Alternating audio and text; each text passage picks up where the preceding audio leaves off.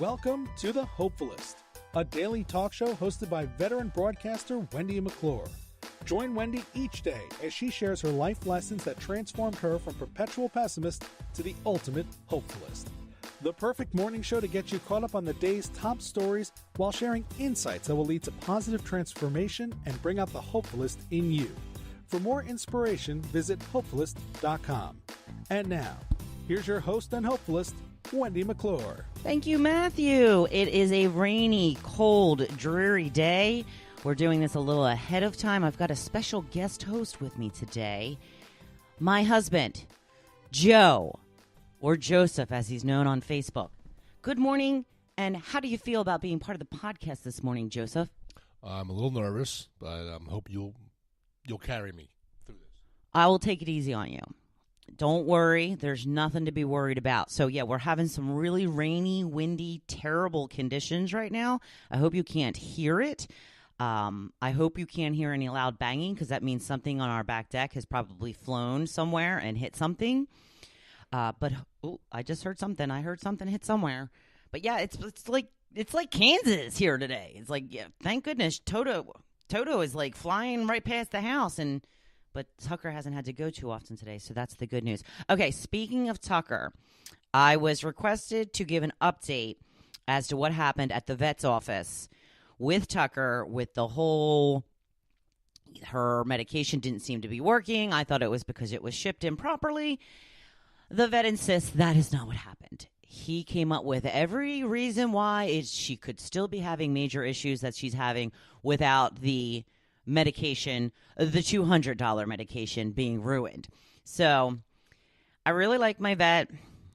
I let it slide. He charged me for everything. He gave me some additional medication to put her on.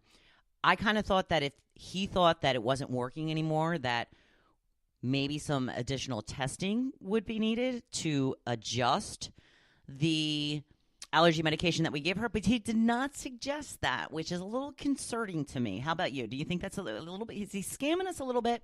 No, if he was scamming us, he's probably trying to do more testing and get more money out of us. Well, that's true. That is true. But I still think he's very making sure that we don't accuse them of making our medication not workable. I can't think of the word, inept. I can't think of the word. So we ended up paying. We got some additional medication. And, honestly, the additional medication has been pretty good. She seems to be much better, not licking as much. So, whatever it takes to make my girl happy and comfortable, we'll do. And he's lucky that we like him because, it turned into a 2-hour ordeal. Our appointment was for 5:10. I don't even think we got back in the room until about 6:15. And then we had to wait for him to do another patient because there's 2 rooms. And we could hear him talking to the patient. And he's just talking about his kids and his wife and all of this other stuff. And Joe's just rolling his eyes all over the place. And he's looking at me going, he's never going to shut up. And he's a talker. But I feel like he really cares. I feel like he's a good doctor. So we're sticking with it. So since Joe is going to be my co-host today, and if he does well, maybe another day or two during the week, maybe all week. We'll see. He seems a little nervous. How you feeling? I don't have high hopes. I do. I love that song. High Hopes? Panic? No, Panic at the Disco. That one. Yeah. Okay. You knew that one. It's on our playlist. It's on the porch playlist. Oh, yeah. Okay, so I'm going to do a little get-to-know-you segment, not to put you on the spot. I think these are very easy questions. See how well we know each other. Okay? Sort of like the Newlywed Game. Yes, Joe. See, you're catching on. So I wanted to talk a little bit about our sleeping differences first. And this isn't a question, but it's just I thought of it today as I was making the bed. Joe is he's a flipper. I call him a flipper. He flips around all over the place. I am a pretty much stay in the spot, don't move very often. If I do, I just kind of turn around a little bit. And, describe the first time that we stayed in a hotel and slept in separate beds because there was 2 double beds rather than one. So we wake up in the morning, and what did you say? Oh, it was hilarious. My bed, the sheets were all over the place. I look over at your bed, and it's just one corner folded over. That was it. Nice and neat. Yes, and that was like, I'm like, I've married this flipper where making the bed was always so easy for me. I didn't understand why people didn't just make their bed. I'm like, all I got to do is fold that little flap back and the bed's made. I mean, it's like easy peasy. Not with the flipper. I'll tell you what, sometimes I have to yank that down comforter up and it's like, really heavy. And I'm like, oh. So, it's a project, but he's worth it. And I make the bed most of the time. There are times that he's made the bed, but for the last couple of years, I have been the bed maker. All right, here's the question and answer session. You ready? Yes. What is my favorite food? Cheeseburgers. Absolutely correct. I'm going to say, and I'm not really positive to the answer of this, I believe your favorite food is your own ribs or brisket, maybe steaks while out. That's it. Yeah. And for lunch, fish tacos. Always. Gets fish tacos wherever we go. He's like, hey, they have fish tacos. I'm like, get out. I have no idea what you're going to get now. What is my favorite dessert? Oh. I can't. What is your favorite dessert? Oh, ice cream. What is my favorite dessert? Ice cream. Okay. So I don't even have to answer yours because we've already answered yours. I knew that. So what is my favorite manufactured dessert? Something that we would buy in the store. Tasty cake strawberry pie. As much as I love how it brought us together, no, that is not the answer. You know the answer to this. Little Debbie's. Swiss rolls, my Little Debbie's. Love my Little Debbie's. I believe yours is tasty cake pies, though. Something in the wrap, something that's wrapped up that you prefer more than tasty cake pies? I don't have a favorite of anything. I will eat anything. This is true. I've seen it. He does eat anything. How do I take my coffee? The fake sugar and a little bit of... It's called stevia. It's not fake sugar. And a little bit of French vanilla creamer. Wawa French vanilla creamer. Who got me hooked on Wawa French vanilla creamer? You got yourself hooked. I don't know what you're talking about. See, he always denies it. It's his fault that I drink the vanilla flavored creamer from Wawa because he used to put in his coffee. He'd be like, you want to taste it, babe? Yeah, I want to taste it. Oh, that's really good. So who got who hooked? Who? You. All right.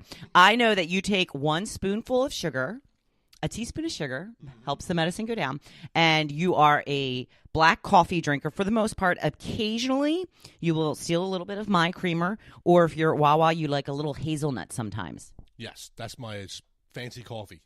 That's your go-to. That's your special treat. Yes. What is my favorite color? Red.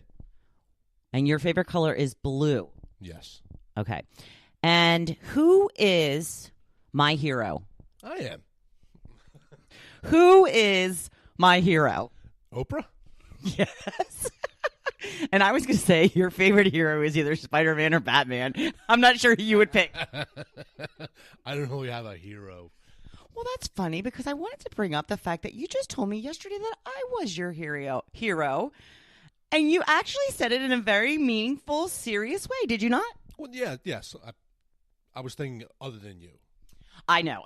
But I did want to bring that up because I don't think you know how much it means to me to hear something like that. You had said that with everything I've gone through in the past year since my mother's passing and some issues that I've had with other family members and the fact that I lost my job and I started this blog and podcast and I'm just trudging along. And you said, you're just doing it. You're just getting out there and doing it. And you're my hero. That's what you said. Yeah, I'm very proud of you for doing all that. So nice. Oh, do you want to make out now?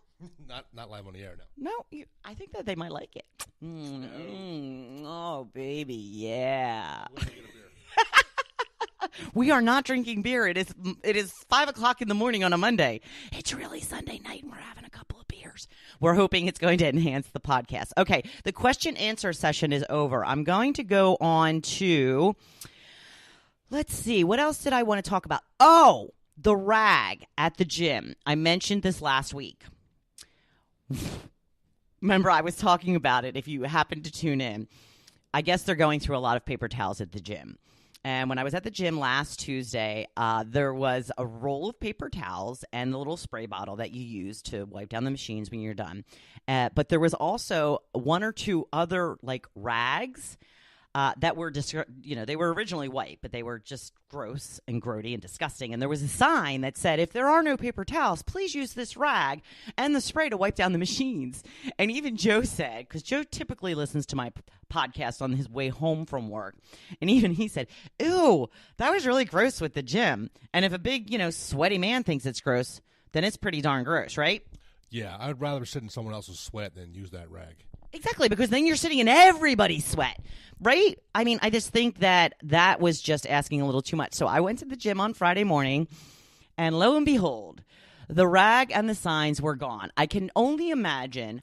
I have to think that it was the manager that put that into practice. I can't imagine that the employees would just not get an okay from the manager and be like, we're just going to put these signs up, and then when the manager comes in, the manager will be like, what are you doing? I would think that the manager had to know about that, but somebody must have come in and said, what are you doing? You can't do that. The Board of Health is going to come in here and shut you down.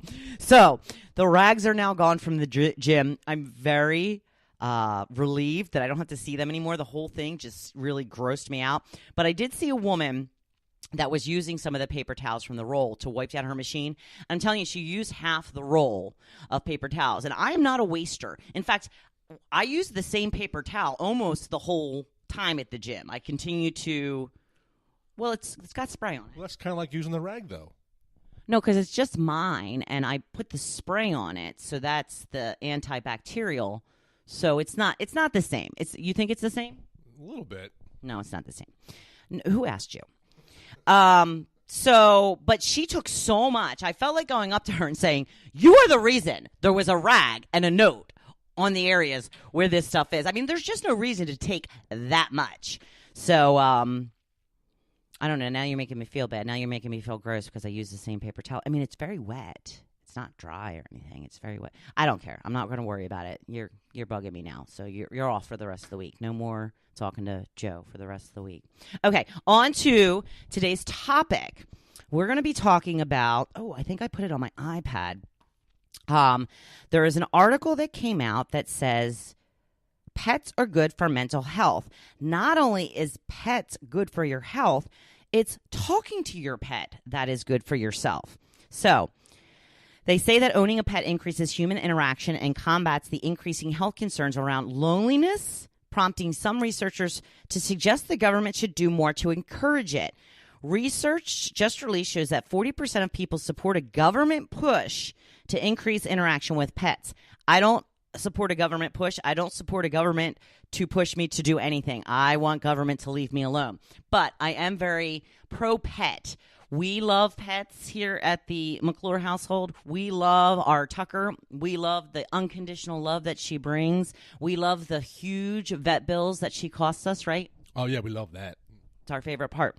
But they're saying that loneliness can be as dangerous to your health as smoking 15 cigarettes a day. So that makes it a top health concern on par with obesity. So they're saying that among the findings, more than half of respondents say their pet helps them connect with other people, and 51% said their pets make them feel less shy. So I posed this as a question on the Hopefulist page as a topic of the day, and here are some of the responses that I got when I asked the question, do you talk to your pet? Some of the responses have been very interesting, very entertaining.